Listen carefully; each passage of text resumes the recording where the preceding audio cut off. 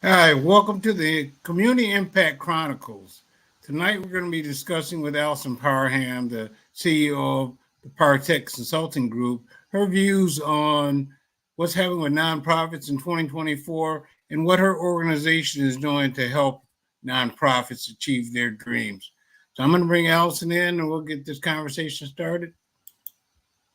Alyson, how are you doing? Hey, great, Mark. All right. You know what I like to do when people first come on the show? I like to have them introduce themselves and tell me who they are, what their superpower is, and all that kind of stuff. Well, let's see. Well, the second question will be a little bit more challenging because I'm still pondering my superpower. But the first one, I'm Alyson Parham Small. That's right. I got it correct. I just realized I said Parham. My own brother keeps forgetting that I've been married now for 10 years. 10 years, okay. Yes. So let's see. So for the past 29 years, I've operated my own consulting firm, Partec Consulting Group. Started it way back when. Started out really doing a lot of small business consulting and then shifted to do more work with nonprofits, foundations, government, and other intermediaries. And in addition to my for-profit consulting firm, I also am the founder of Sustainable Connections International, which is a nonprofit organization that works to support vulnerable children in Ghana and in Indianapolis. Anything else? I have a wonderful husband, 2 children. All right. So tell me this. Apparently, because of your nonprofit and even your for-profit, it's all about the community. It seems like it always, I mean, you know, so the big question a lot of times people ask, well, why? You know, it's a great question. I remember when I first got out of college and I was working for an urban league and didn't really know what I was doing, but I loved the idea that I was trying to make a difference in the community. And from there, even though I went on to a consulting firm that worked with a variety of types of organizations, I think it was the fact that, you know, communities and particularly communities of color are often so challenged and under-resourced. And to me, I think I wanted to apply my gifts and talents to make a difference there. I wasn't, quite frankly, as motivated about helping companies to make more money as I was in terms of helping organizations that ultimately wanted to see change in community. And so that's kind of the space that I've been in all these years. So let's talk about Partec, okay?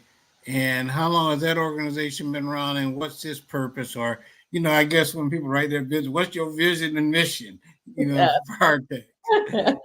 Well, so Partec Consulting Group, you know, our mission is to really to help our clients advance their missions to achieve change in community. And we do that by providing consulting, training, coaching services to not only nonprofits, but to organizations, foundations, and other intermediaries that support nonprofits through their grant making. And so over the years, I've been fortunate to work in communities all across the United States, either working directly to help impact nonprofits or communities themselves. And so it's the space that we've operated in. I think we've been around for 29 years, so we're doing something right. But I think it's our passion to be able to affect change on those that are committed to change in community that keeps us motivated and keeps us looking for innovative ways in which we can support those who are on the ground doing the work. I tell you what, when I was going through your site doing a little research, I noticed that you have a focus on Indianapolis. So explain to me what's going on there that's taking your attention right now. Yes, this is a great partnership that we formed with the Indianapolis Foundation. And this was under the vision of Pam Ross, who is a vice president there and has continued on with the president, Lorenzo Esters. And it really was about their commitment to helping to support grassroots organizations, typically BIPOC, which is Black and Indigenous people of color led organizations, recognizing that they typically are at ground zero working in communities and some of our most under-resourced communities in Indianapolis. And so we designed and are currently implementing an infrastructure development initiative that supports the growth and development of BIPOC-led organizations throughout Indianapolis. And we've been just fortunate that it's a learning journey where we've had the opportunity to try out different techniques in terms of how we reach organizations that have a desire to grow. And we continue to learn. I don't think that there's any one answer to this work, but it's work that it takes time to see the return on the investment. And we're just excited to have the opportunity to partner with the foundation on this. Let me ask you this. You use the word infrastructure development. It's the same thing. You hear the term capacity building. Are we talking about the same thing? We are in a way. Over the years, I used to always use the term capacity building, but what I found is that oftentimes the term capacity building was linked to someone, potentially a funder, determining that an organization had a deficit in some area. And therefore, the term capacity building was meant to go in and address that deficit. And it was often associated with organizations of color. And so for me, because of the negative connotation associated with that term, we wanted to flip the script and to say that this is really about supporting and investing in the infrastructure of these organizations. And so we do view it as an investment. And so we use the term infrastructure development to support and to reflect our commitment to helping to build the internal infrastructure that supports the work of the organization. So tell me this. If you're doing this, why do you think your approach works with smaller organizations versus, there's a lot of approaches. A lot of people that work with nonprofits, they do nonprofit consulting. Why do you feel that your approach to work with these grassroots organizations is good? Well, one, I will say this is not the first time we have been in this space. I mean, we have been in this space for over 20 years, working with different organizations across the country that have implemented some level of infrastructure development. But I think what kind of sets us apart from other individuals is that there's some intentionality in how we approach this work. We recognize that even though organizations may not have, evidence-based curriculums or have certain certifications behind their name, many of the folks that we are working with are on the ground, and they're the first ones in when there is a situation in a home, in a community, and they often go unrecognized for their work. And so I think part of it for us is to recognize that we're not coming in to work with organizations as if we are the technical experts in the work that they do.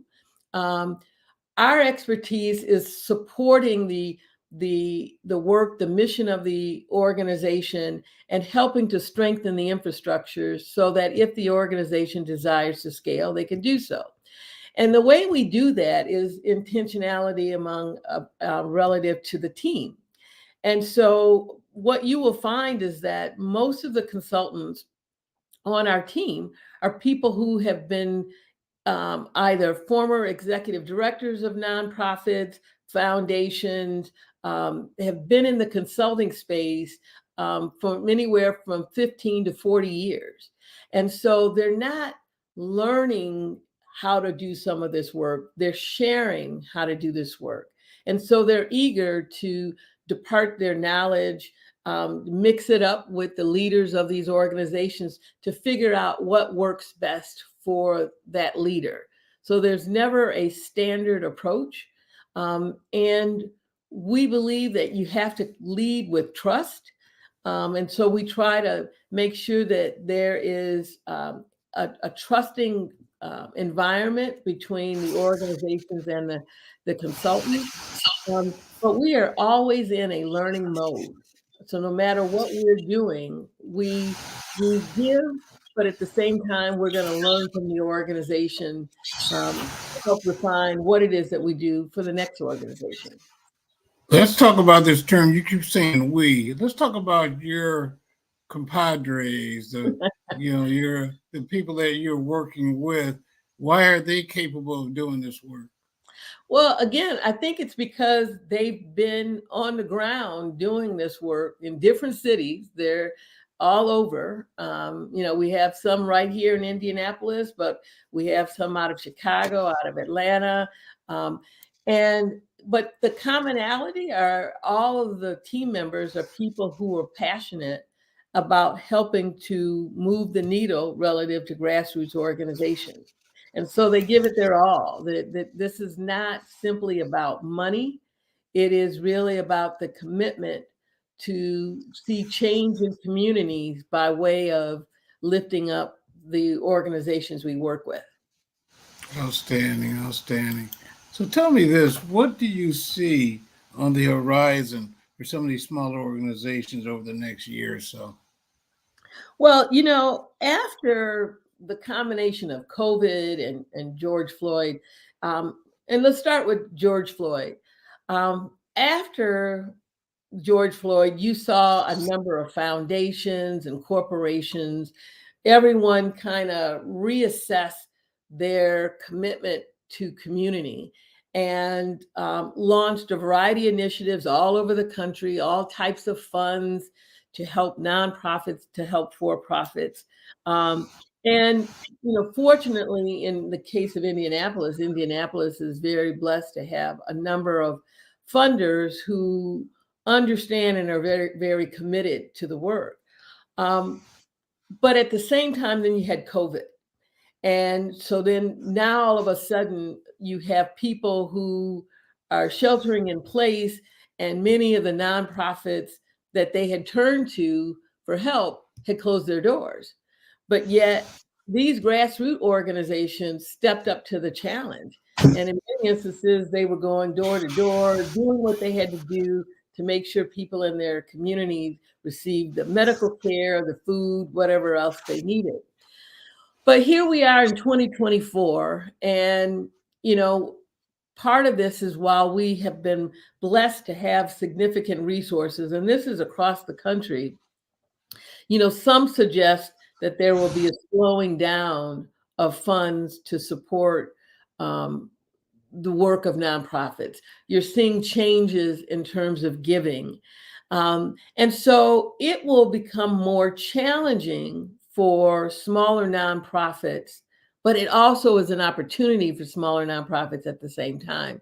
Challenging because we run the risk that funders who previously may have been supporting work in a particular space may shift and look elsewhere to place their dollars. And as a result, That means all of these organizations now have to find new partners, new funding partners to support their work.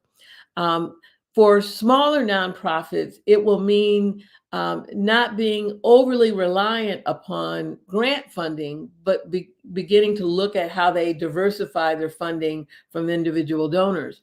And that has always been more of a challenge, particularly in communities of color for smaller nonprofits.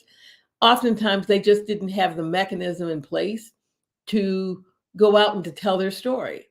And that's part of the reason why we launched this podcast, is because we believe that if people could hear the stories of people working in the trenches every day in community, but may not have a fancy website that is calling you in to make donations, that people will start to realize that small doesn't mean inferior.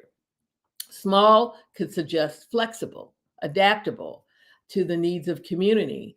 And so 2024 represents an opportunity for growth for those who are committed to continuing to invest in their infrastructure and in telling their story.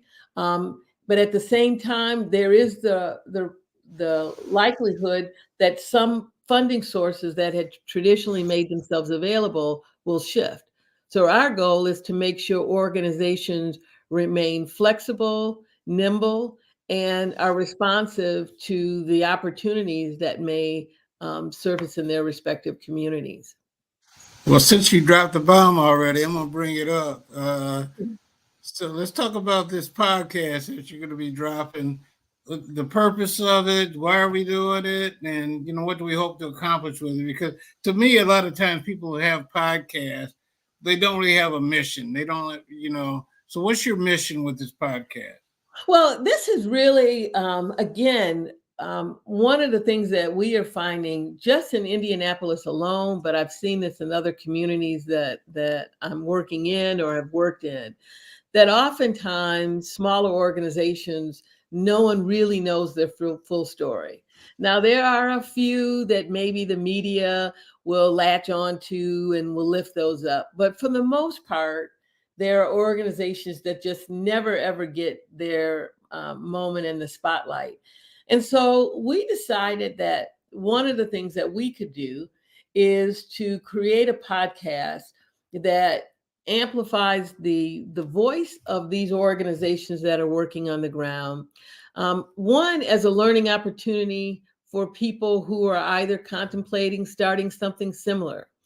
And so the Community Impact Chronicles is really designed to lift up small grassroots organizations to share their story and their impact in community. But it also serves as a resource. Again, as I mentioned earlier, we have a team of consultants who are very dedicated to supporting and advancing grassroots organizations. And so over the years, they just have amassed a wealth of knowledge around tips and tools and strategies for organizations. And so we wanted a space where people could come on and literally share their experiences, their tools, their lessons learned, in hopes that whoever is listening will be inspired to say, I can do that. Or that. So how do I? So if I have something to say, I can contact you and I can get on your show, or how's that work? Well, I think part of what we want to do is, again, we want to provide space for organizations that are committed to change in community. Sometimes we find that there are organizations that get committed to making money, which there's nothing wrong with that. But then you have those that are committed to making a difference in the community. And so, people who have a story to be told, they can contact us and someone will follow up to hear their story and to figure out if it meshes with the audience that we're serving. But again, this is really to give space and to show proof positive that these organizations are making a difference in community. They don't necessarily have a workforce of 100 people, but they're powerful. And might I add, oftentimes the founders of these organizations are investing their own dollars. I mean, they are like literally the number one donor, but that story doesn't get told, right? And so we want to kind of balance the playing field with this particular podcast. All right. So I tell you what, I showed it.